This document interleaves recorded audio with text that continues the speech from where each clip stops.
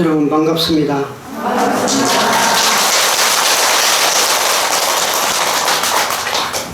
저는 지금 광주 무등산 정신사에 거주하고 있습니다.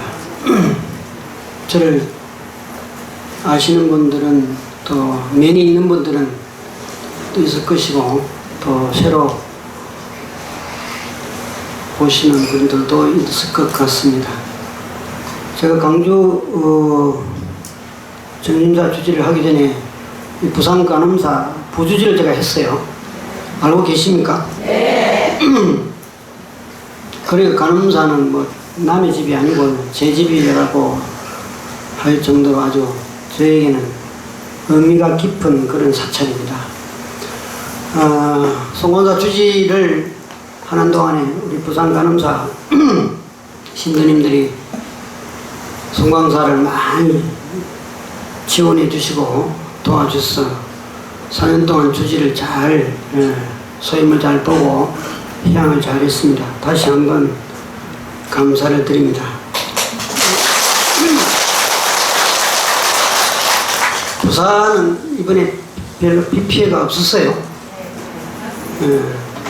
광주는 얼마 전에 비가 많이 왔을 때 이틀 만에 죄송합니다. 이틀 만에 350mm가 내렸어요.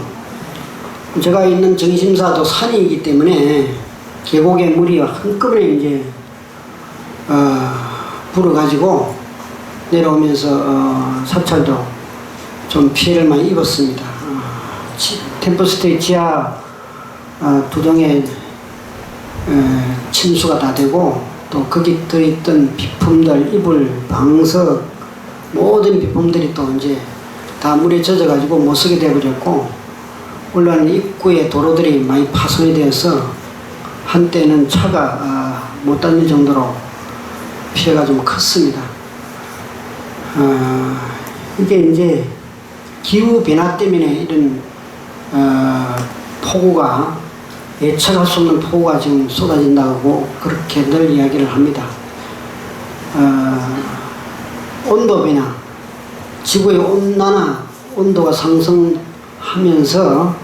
지금 이제 예측할 수 없는 이런 천재지변들이 생기고 있는데 어떻게 할 수가 없어요.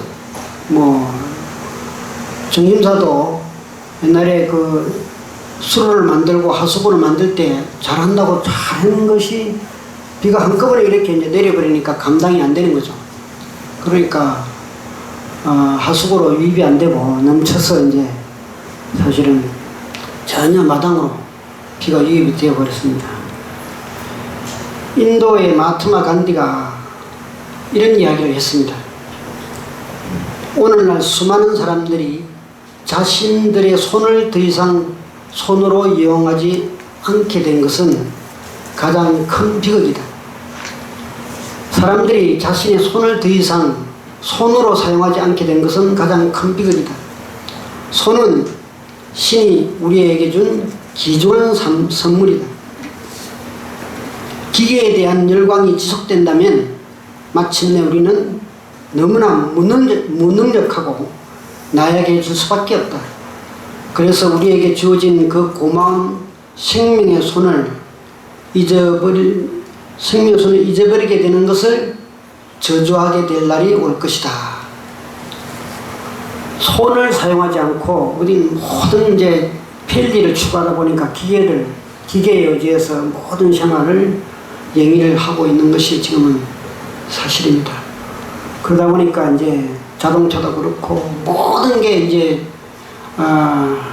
전력 에너지를 쓰다 보니까 이 지구가 엄청난 이제 몸살을 앓고 있는데 결국에는 오늘날 우리가 겪고 있는 이 기후 변화에 의한 천재지변도 결국에는 우리 인간들의 편리성 때문에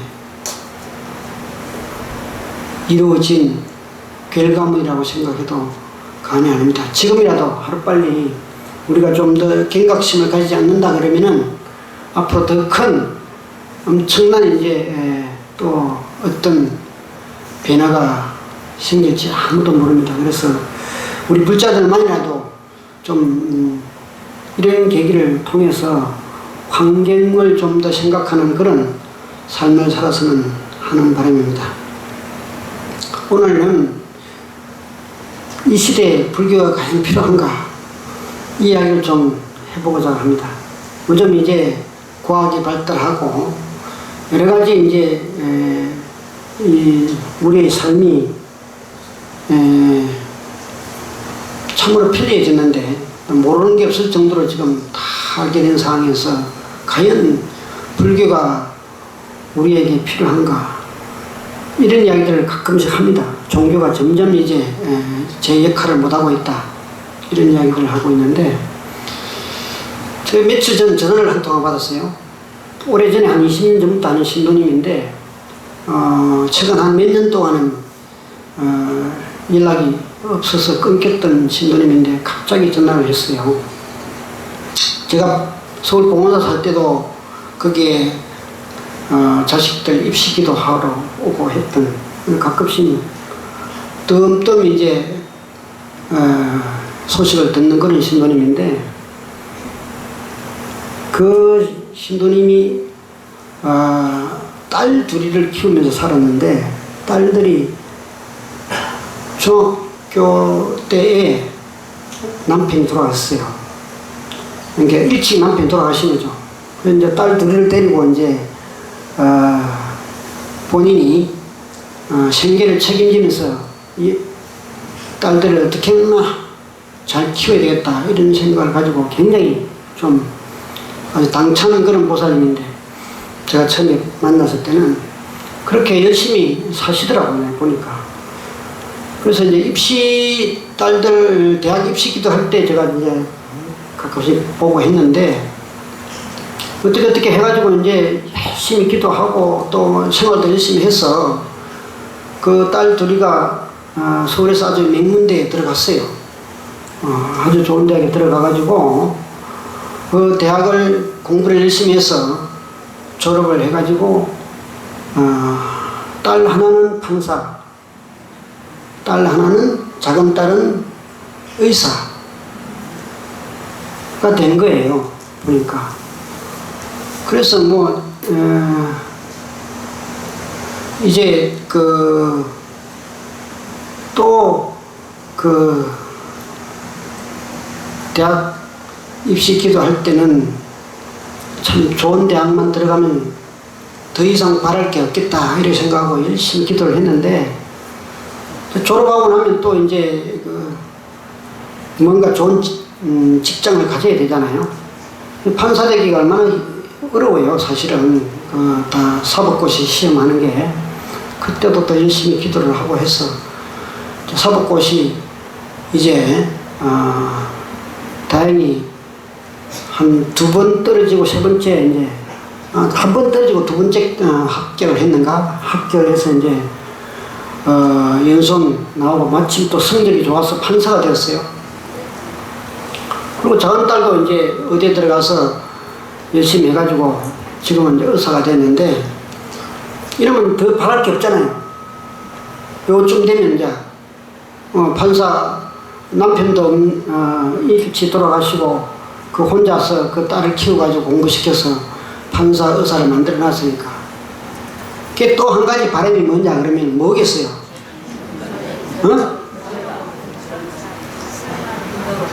결혼시켜야죠. 사위감.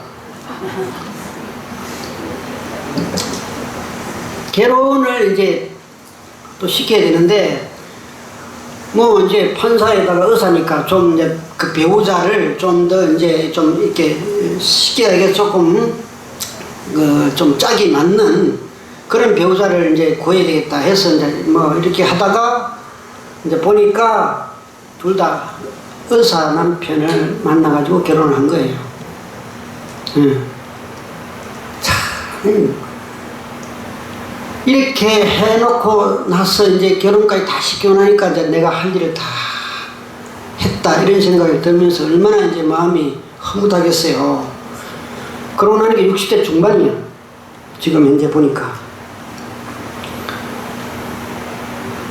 이렇게만 되었으면 이제 저한테 전화할 일이 없죠. 전화를 할 일이 없잖아요. 이렇게 뭐 이렇게만 돼서 이제 잘 살면 전화할 일이 없는데, 저한테 전화하시는 분들은 꼭 뭐 잘 살다가 뭔가 문제가 있을 때 전화를 해요. 복권 당첨됐다고 전화한 분 한 번도 못 봤어요.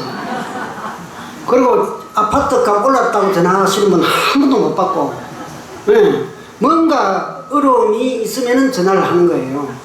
요 몇 년간 전화가 없어서 저는 뭐 잘 사는 모양이다 이 생각을 하고 잊어버리고 잊어버렸던 이제 분인데, 한 2주 전에 전화가 왔어요. 자, 이게 이제 스토리입니다. 내가 이제 대학 간 건까지는 알고, 뭐 좋은 사이를 본 거는 몰라요. 판사하고 의사 된 걸 제가 알았어요. 알고 있었어요. 근데 그동안 어떻게 사셨어요? 뭐 이렇게 보니까, 참, 결혼시키고 나서 더 바랄 게 없는 정도의 이제 기쁨을 가지고 살았는데, 한 2달 전에, 입이 아파서 병원에 갔더니, 입안에 조그만 종기가 났는데 낫지를 않아요. 그래서 이 병원 저 병원 갔더니 마치 큰 병원에 가서, 검진을 했는데, 이게, 악성 종양이에요. 예. 입안에 안쪽에 났는데. 그래서 뭐, 초기라 그래요. 빨리 발견돼서 초기라 그러고, 그래서 뭐, 이거는 뭐, 제거하는 게 낫겠다. 그래도 제거를 해서 빨리 해야 뭐, 뒤에 뒤탈이 없겠다 해서, 병원에서 그렇게 크게 뭐, 심각하게 이야기를 안 하고, 빨리 제거하는 게 좋겠다. 발견됐을 때. 그래서 이제 수술을 하기로 하고,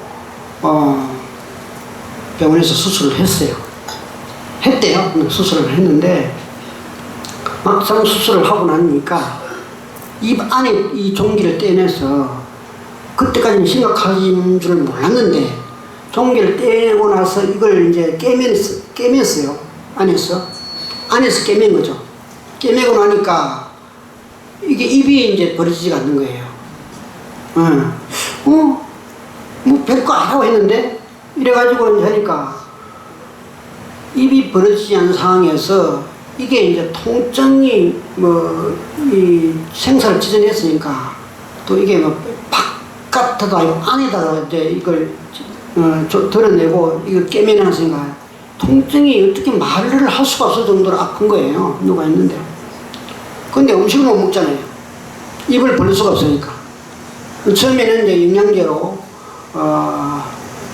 영양 섭취를 하다가 의사들이 그래도 자기 스스로 음식을 먹고 해야 기력을 회복할 수 있지, 음식을 먹어야 된다, 억지로 먹어야 된다 이래가지고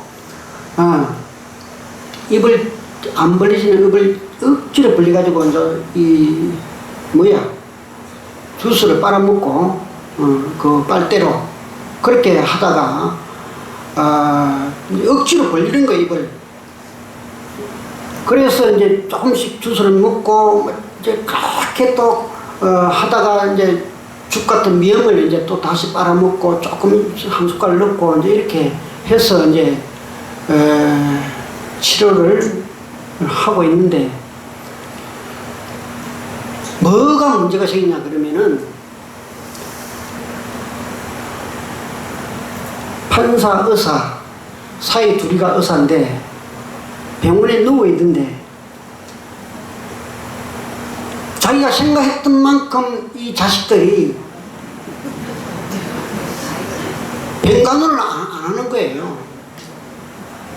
아예 나타나지를 않아. 자기 기억에는 거의 안 왔대.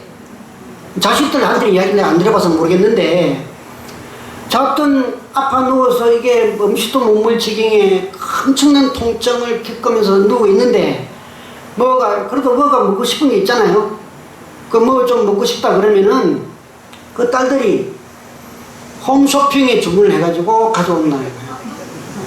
홈쇼핑에 주문해가지고. 그 홈쇼핑, 그걸 어떻게 또 이게,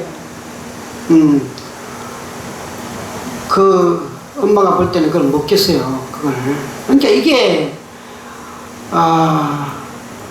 어찌하든 그렇게 그 중학교 때부터 혼자 돼서 딸들을 키워서 이렇게 잘 했는데 막상 이제 다 출가시키고 나서 좋은 이제 배우자 맺어서 출가시키고 나서 자기가 뭘 바라려고 했던 것도 아니지만은 덜컹 이제 초기암에 걸렸고 이걸 이제 치료하는 과정 속에 있는데 이 과정이 너무나 충격적인 거예요. 그 병원에 2주 동안 입원해 있는데 그 2주 동안 자기가 당했던 심적 고통은 그 딸들 중학교 때부터 지금 결혼식까지 했던 것보다 더 힘든 2주를 보내고 퇴원을 했어요. 지금 보니까. 이게 말로 표현할 수 없을 정도의 어떤 그 허망함, 배신감, 원망 이런 마음이 들면서 내가 지금까지 왜 살았지? 왜 살았지? 근데 저 딸들을 위해서 살았는데 지금까지 이제 자기가 막상 아프고 보니까 딸들이 하는 것을 보니까 내가 살아야 될 이유가 없는 거예요. 살고 싶은 생각 별로 없는 거예요. 그런 어떤 엄청난 이제 그 심적인 고통을 이걸 누구한테 이야기를 하겠어요? 이야기할 수가 없는 거예요. 누구한테 이야기해봐야 자기 자식들 이야기니까 누구한테 할 수도 없어. 우리 자식이 그랬다. 야, 너 이럴 수가 있냐? 우리 자식이 세상에 내가 저렇게 키워놨더니 저렇게 한다. 이걸 누구한테 이야기하겠어요? 결국에는 이제 저를 찾은 거예요. 저를 이제 뭐 생각이 났겠죠. 결국에는 이제 옛날에 또 가끔씩 만나서 뭐 차도 마시고 여러 가지 이야기를 하고 했으니까 그래서 저한테 전화를 한 겁니다. 스님, 저 이제 어떻게 살아야 돼요? 이겁니다. 이 질문이 스님, 저 지금 어떻게 살아야 돼요? 평생을 한눈 안 팔고 그 자식을 잘 키우기 위해서 평생을 거기다가 딱 모든 초점을 맞추고 살아왔는데 막상 잘 키워놨다고 생각했는데 잘 살았다고 생각했는데 그 누구도 부럽지 않다고 생각했던 그 자기의 삶이 일순간에 무너져 내려버린 거예요. 기대가 없어져 버렸어요. 살아갈 기대가 없어져 버린 거예요. 여러분 이해하십니까? 이해하세요? 이런 경우, 이런 경우가 실제로 이제 내 주변에 일어난 게 나도 영화에도 많이 보고 드라마에서도 많이 보고 소설에서도 많이 봤어요. 근데 실질적으로 내 주변에서 이런 일이 일어난다는 것은 나는 이제 처음 내가 그걸 이게 영화가 아니네, 드라마가 아니네, 이거예요. 아직도 회복 단계에 있는데 아직도 입이 완전히 버려지지가 않아요. 계속 숟가락을 넣을 정도로 이제 이게 지금 억지로 입을 벌리니까 얼마나 아프겠어요. 진통전이 안 된대요. 근데 그런 어떤 이제 통증, 이것이 이제 엄청난 그 육체적인 고통을 겪으면서도 지금이 더 고통스러운 것은 밤에 잠이 안 온대요. 잠을 잘 수가 없다는 거예요. 잠을 자고 싶은데 잠을 잘 수가 없대요. 그래서 매일 수면제를 먹지 않으면 잠을 못 잘 정도로 지금도 가슴이 아프다는 거예요. 근데 수면제도 먹어도 그게 잠이 깊이 드는 게 아니고 선잠을 자서 계속 몽롱한 상태로 또 생각하면 또 생각할수록 자기 자신이 굉장히 허망하고, 이게 지금 삶입니다. 삶. 우리가 지금 이제 대학 수능기들을 한 100일 남겨놓고 있는데 다 우리가 기도 열심히 하잖아요. 참 저 대학만 들어가면 더 이상 바를 게 없겠다. 대학만 들어가게끔 해주십시오, 부처님. 그래가지고 참 우리 신도님들이 평생에 대학 입시 수능기도 할 때 최고 간절해집니다. 저거 다 알아요. 네. 제가 기도를 같이 해봤기 때문에. 제가 본사에 있을 때요, 제가 3년 주지를 했는데, 주지는 3년 동안 제가 입시 수능기도 100일기도는 제가 같이 했어요. 제가 직접, 우리 간호사 해주선생님이 하시듯이 제가 직접 기도를 같이 했습니다.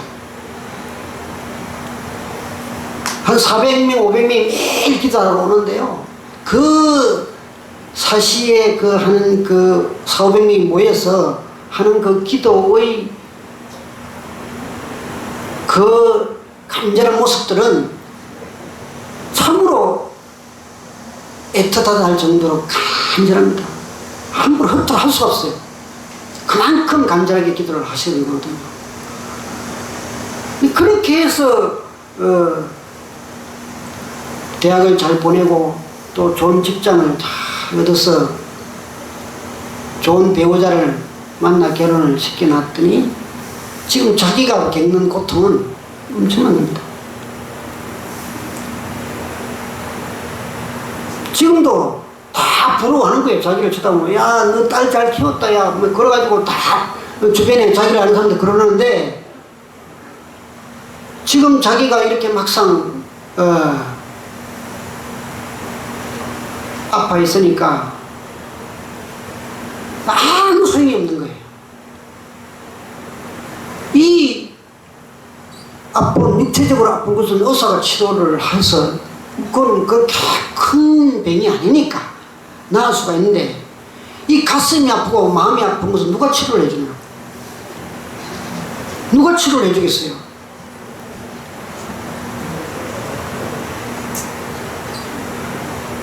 왜 처리를 다 해야 되느냐? 이거 내가 참 하고 싶은 말이 있었거든요. 그 전화 처음 받고 나서 몇 년 전화 끊겠다 그 얘기를 쭉 2시간 동안 들었어. 2시간 동안 듣고, 아 그랬네요. 아 그랬어요. 아이고, 예, 아이고 얼마나 마음이 아프겠어요. 야, 예. 아이고, 걔가, 내 이름은 말할 수가 없어. 걔가 그럴 수가 있어요? 걔가 참 잘했는데, 이뻤는데, 뭐 이렇게 하다가 또 한 2시간 동안 울고 불고 전화를 하는데, 제가 마지막에 딱 하고 싶은 말이 있었는데, 그 말은 차마 못하고 여러분한테 이야기하는 거예요. 누가 만들었습니까? 본인이 만들었죠. 네. 지금 그 생각이 안 드는 거예요. 내가 만드는 줄 모르는 거예요. 이것도 결국에는 보살님이 만든 거예요. 이게 안 보이지. 앞만 보고 살아왔으니까.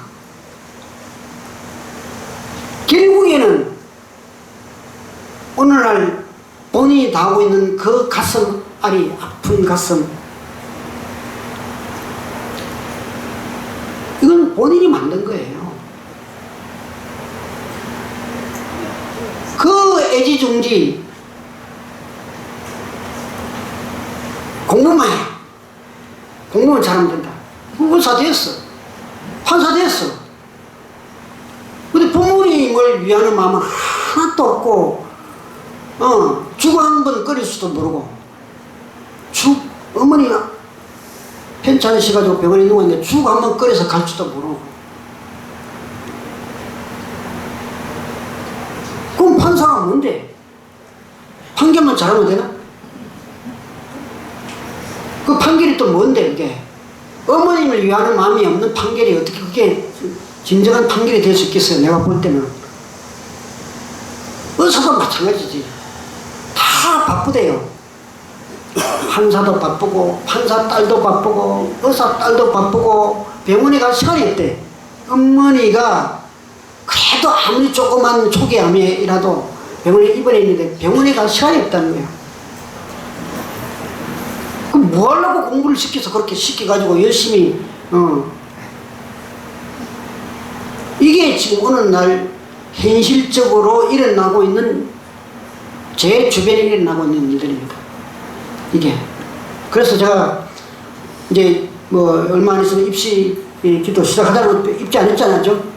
예, 이제 며칠 다음 주에 입지할 건데 하고 뭘 보고 공부를 시켜야 되는가 잘 해야 돼요.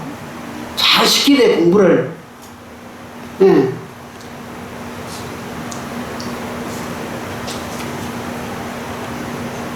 건강경 제2분에 보면 이런 이야기 나옵니다. 건강경 우리 많이 독서하잖아요. 예, 제1분, 그 다음 제2분, 예, 수고리가 부처님께 이렇게 묻습니다. 제일 두 번째 나오는 장이 세존이시여 가장 높고 바른 깨달음을 얻고자 가장 높고 바른 깨달음을 얻고자 마음을 낸 선남자 선녀인들은 어떻게 살아야 하며 어떻게 그 마음을 다스려야 합니까? 많이 들었죠 이 소리. 예. 아나토라 소마삼보리를 깨달으려고 발심한 우리 불자들은 어떻게 살아야 하며 어떻게 그 마음을 다스려야 합니까? 똑같은 질문이에요. 그 보살님이 저한테 스님 저는 어떻게 살아야 돼요? 이제 지금 어떻게 살아야 됩니까? 저한테 삶의 길을 묻는 겁니다. 삶의 길을 앞으로 어떻게 내가 살아야 되겠습니까? 이 상황에서 도를 묻는 거예요. 어떻게 살아가야 되겠습니까? 똑같은 말씀이에요. 부처님, 우리는 어떻게 살아야 행복한 삶을 영위할 수 있겠습니까? 똑같은 말이에요. 여기서 건강이 시작이 됩니다. 부처님 대답이 쭉 나오죠. 건강영에는 불교가 이래서 필요한 거예요. 부처님 가르친 우리한테 아무리 과학이 발달하고 세상이 편리해졌다 하더라도 마음에서 일어나는 이 고통, 아픔 이것은 부처님 가르침 속에서 우리가 치유가 돼야 돼요. 이걸 벗어날 수가 없어요. 이미 2600년, 3000년 전에 부처님 말씀이 왜 오늘날 우리한테 필요한가? 인간이 당하는 모든 고통은 거의 3000년 전이나 지금이나 거의 같습니다. 거의.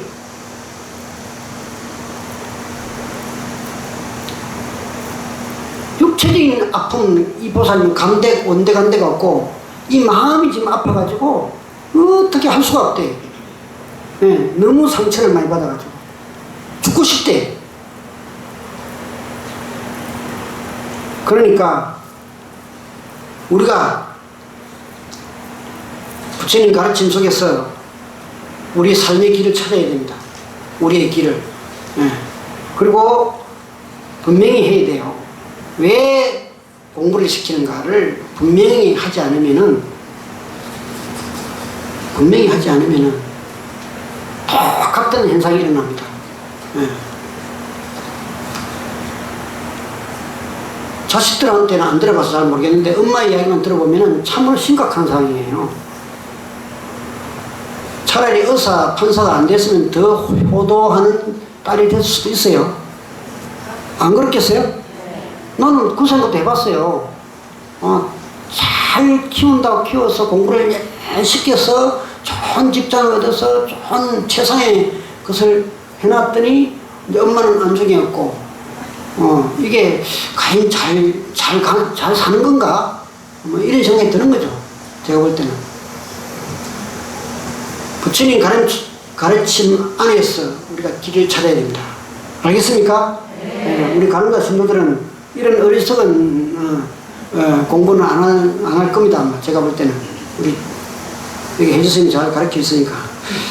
오늘 초하루, 그 다음에 백종오제, 그 다음에 또 막제가 있는 날이라 그럽니다. 우리 그 금산유인 김순기 영가님의 또 막제가 있는 날이고, 우리 김순기 영가님은 송강사의 공덕조이고 또 정심사의 또 아주 그 남편께서 복원되는 분께서 아주 공덕조였습니다. 정심사의 참 옛날 일이에요. 옛날 일인데 정심사 지금 버스가 올라오는 노선 정심사 입구까지를 또 그때 남편께서 영향력을 행사해가지고 그렇게 했었던 분이고, 또 이제 송광사에서도 송광사하고 서남사 도로가 날 그런 계획을 세워놨는데도 또 남편분께서 또 영향을 하셔가지고 도로를 취소하는 그런 송광사로 봐서도 그렇고 전사로 봐서도 그렇고 참 공덕이 많은 분들입니다. 우리 김승기 영가님이 오늘 막절을 맞이해서 영가님께서 건강하시기를 기원합니다. 오늘 법회는 이것으로 마치겠습니다. 수고하십시오.